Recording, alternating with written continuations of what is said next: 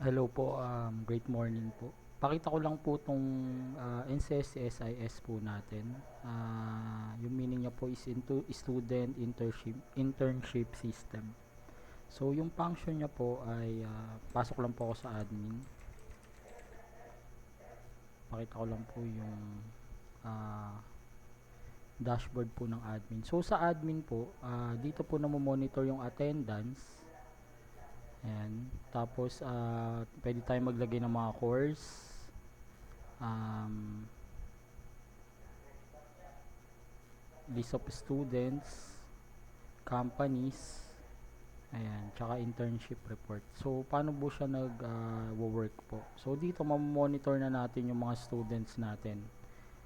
Ang gagawin lang po natin is, ang gagawin lang po ni student, magla-login lang po siya. For example, yung isang student po natin, 2023 01. Yan. So, magla-login lang po si student. Tapos, magta-time in na po siya.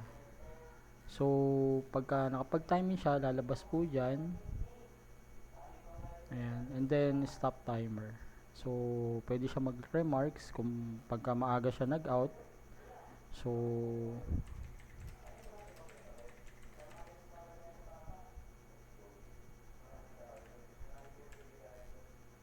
save. So, once na okay na yan, magre-reflect yan dun sa admin.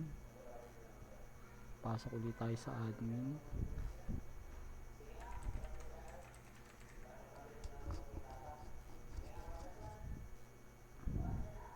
Ayan, so si Juan de la Cruz, ayan, in siya ng 419. So makikita natin yung report niyan.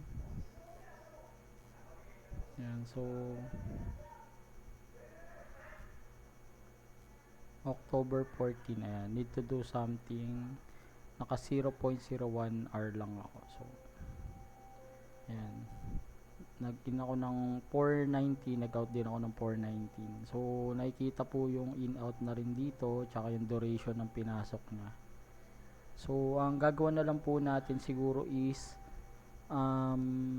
yung proof na nandun sa location yung student. Kasi kung pwede po kasi itong web-based, responsive din po ito. Ayan, na-open siya sa any platform din, pwedeng mobile, pwedeng sorry, yung admin po sa PC, pero yung student po pwede siyang sa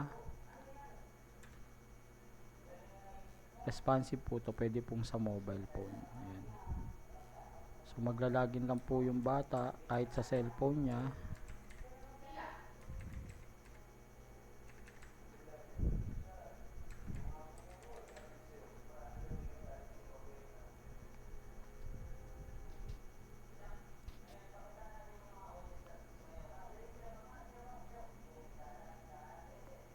SSE 2023 admin 123.